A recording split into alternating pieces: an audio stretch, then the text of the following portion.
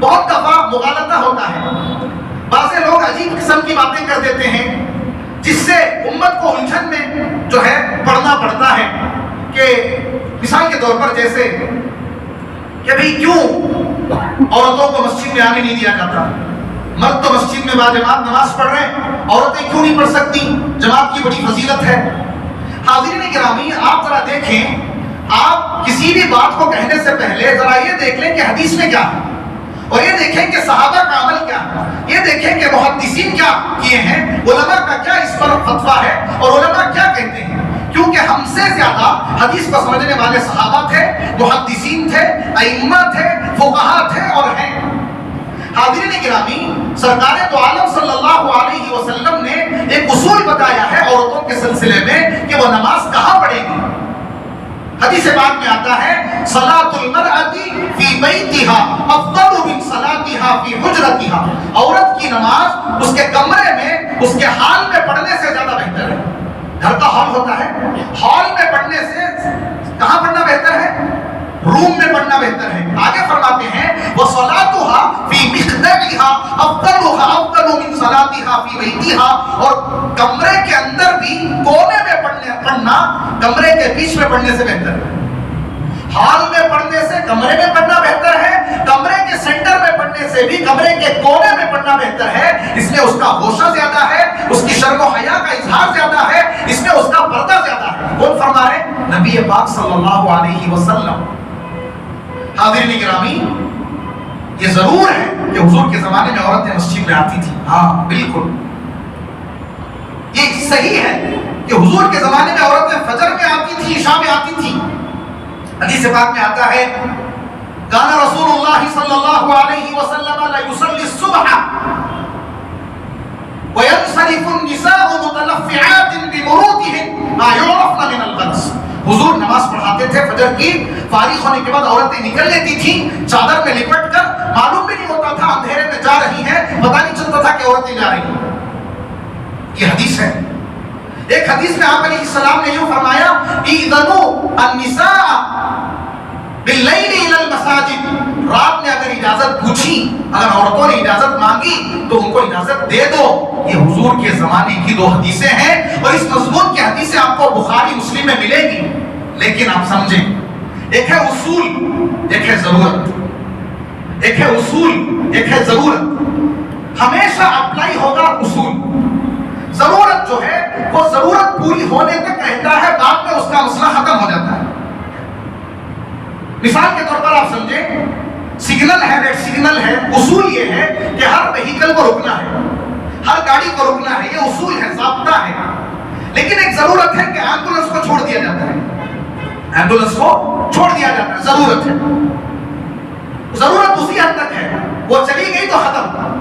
اب باقی لوگوں کے لیے ضابطہ یہ ہے کہ وہ ریڈ سگنل کو توڑ نہیں سکتے، ان کو انتظار کرنا پڑے گا گرین سگنل کا۔ تو ضرورت یہ تھی کہ ابتدائے اسلام کا زمانہ تھا، عورتوں کو نماز نہیں آتی تھی۔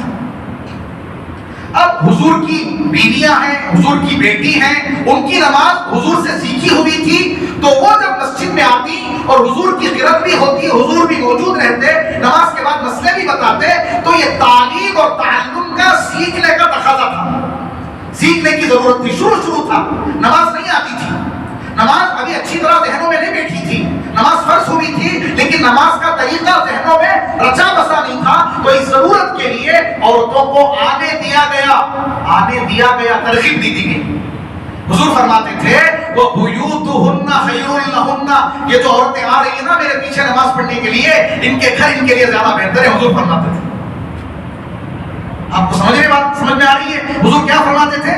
ان عورتوں کے بارے میں بھی جو آ رہی ہیں، وہ بُيُوتُهُنَّ خَيْرٌ لَهُنَّ، ان کے گھر ان کے لیے مسجد سے زیادہ بہتر ہیں، حضور فرماتے تھے ان کے بارے میں۔ ایک تو یہ تھا کہ نماز سیکھنے کا مسئلہ تھا، دوسری یہ ضرورت تھی کہ ابتدائے اسلام میں مخالفین کو اسلام کا غلبہ دکھانا مقصود تھا، اسلام کی شان دکھانی مقصود تھی، اسلام کی شوکت دکھانی مقصود تھی۔ اب وہ چونکہ جماعت کی نماز جتنی زیادہ ہوگی، جتنی زیادہ جماعت ہوگی مسجد میں، عیدگاہ میں، غیروں پر اتنا روک پڑے گا، اتنا اثر پڑے گا، یہ بھی ایک مصلحت تھی۔ یہ دونوں مصلحتیں پوری ہوگی۔ الحمدللہ مسائل سکھا دیے گئے، کتابیں لکھ دی گئی، حدیث کی کتابیں مدون ہو گئی، ائمہ نے مسائل سمجھا دیے، ہر ایک کی نماز کا طریقہ کتابوں میں، بیانوں میں اور ہر چیز میں محفوظ ہے، ضرورت پوری ہو گئی، اب کثرت دکھانے کی بھی وہ ضرورت نہیں رہی، الحمدللہ مسلمان بہت ہیں، اب یہ ضرورت ایمبولینس کی طرح تھی ختم ہو گئی۔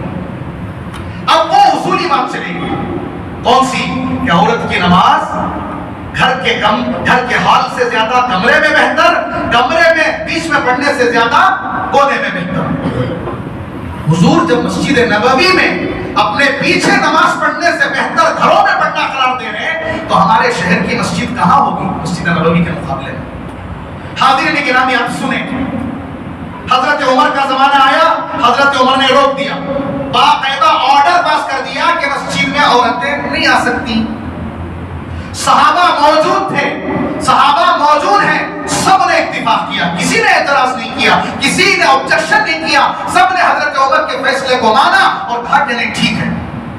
عورتیں جو جا رہی تھی ان کو ذرا آبجیکشن ہوا، یہ کیا بھائی، حضور کے زمانے میں تو ہم جاتی تھی، حضور کے انتقال کے بعد بھی حضرت ابوبکر کے زمانے میں تھوڑی تھوڑی جاتی تھی، زیادہ نہیں۔ حضرت عمر نے اسٹاپ کرا دیا، سب پہنچی اماں عائشہ رضی اللہ عنہا کے پاس کہ حضرت ایسا کر دیا۔ حضرت عائشہ کیا بولی جانتے ہیں؟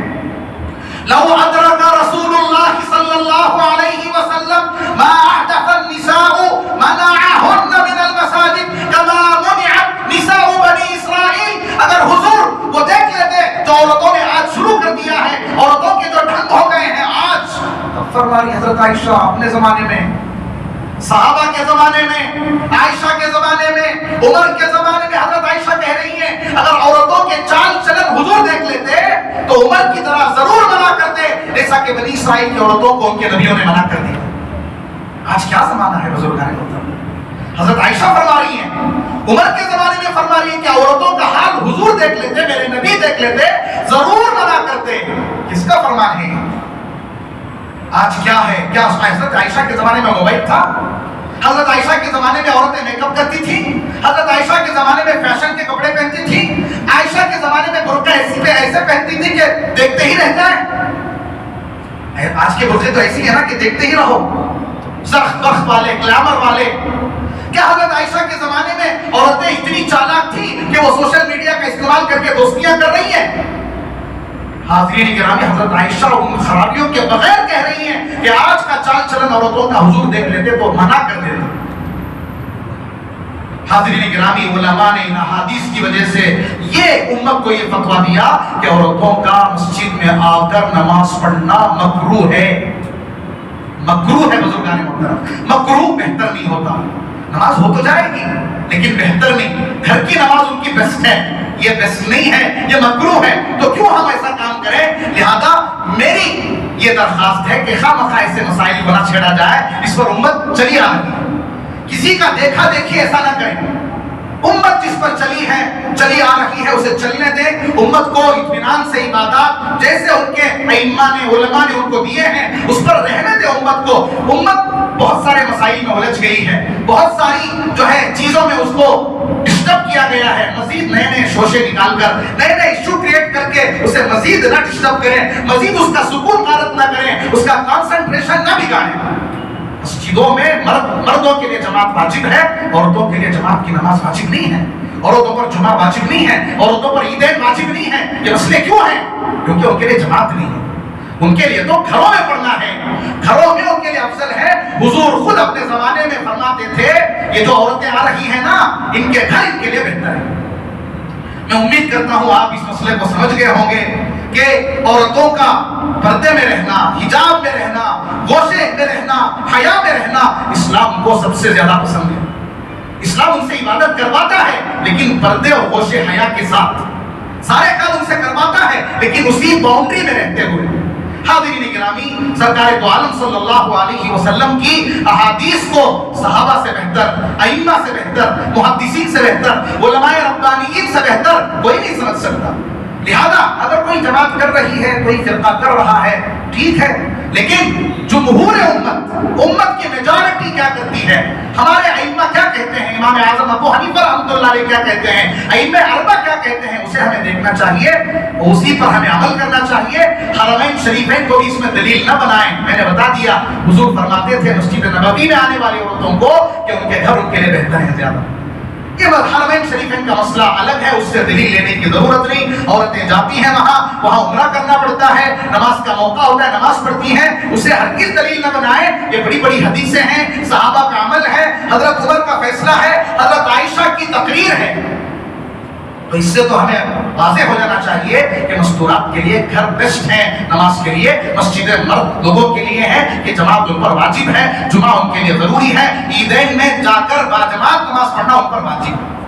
اللہ ہماری مستورات کو بھی اس کی سمجھ نصیب فرمائے، اور جہاں جہاں یہ صورتحال ہے ان کو بھی یہ حدیثیں سمجھ کر امت کے ساتھ ان کو بھی متحد ہونے کے اللہ توفیق عطا فرمائے۔ اس چیز کو کم کرنے کی ضرورت ہے، نہ کہ اسے بڑھاوا دینے کی، اسے اور آگے بڑھانے کی ضرورت نہیں ہے، بلکہ اسے اور سٹاپ کرنے کی ضرورت ہے۔ میں یہ نہیں کہتا کہ ان کی نماز فاسد ہے، میں یہ کہتا ہوں کہ ان کی نماز بہتر نہیں ہے، بہتر تھا کہ وہ گھر میں نماز پڑھتے۔